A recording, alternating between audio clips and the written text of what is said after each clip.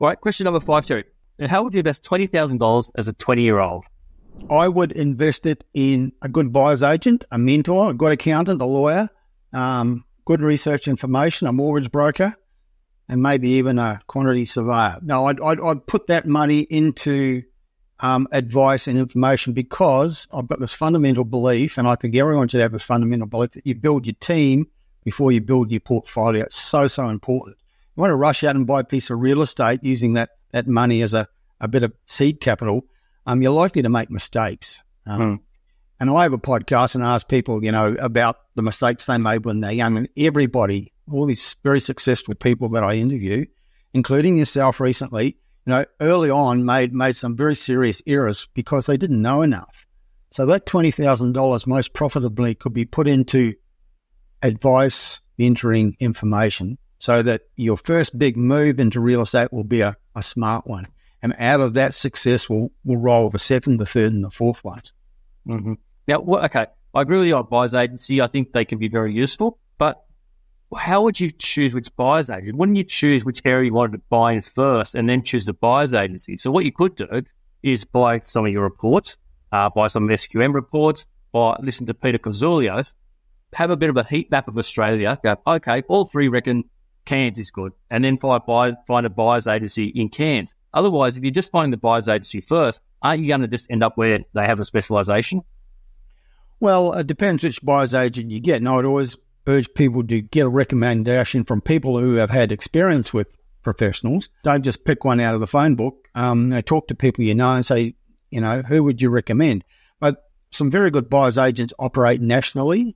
They might be based in Sydney, but they have either offices in the major cities around Australia, or they have contacts that they can use. Or you can do it the way that you recommended. I think before you get to the point of having a buyer's agent, you want to have the mentor person. You want to have the research report. So, that's something we provide. A lot of people, before they buy, they'll just have just a one-off strategy session. And we talk to them for 45 minutes about what they're trying to achieve, and then, what they already own, all their background information, and then from that evolve an idea. Well, it seems to me that you should be targeting, say, regional Queenslanders.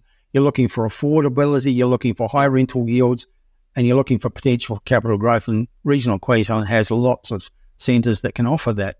So then we start talking about location, and we'll send them a report at the end of the discussion to support what we've been talking about. So that's a good starting point, and then you can maybe look for the buyer's agent to help you find. You might find a specialist in that area, or you might find a national operator that can help you with that as well.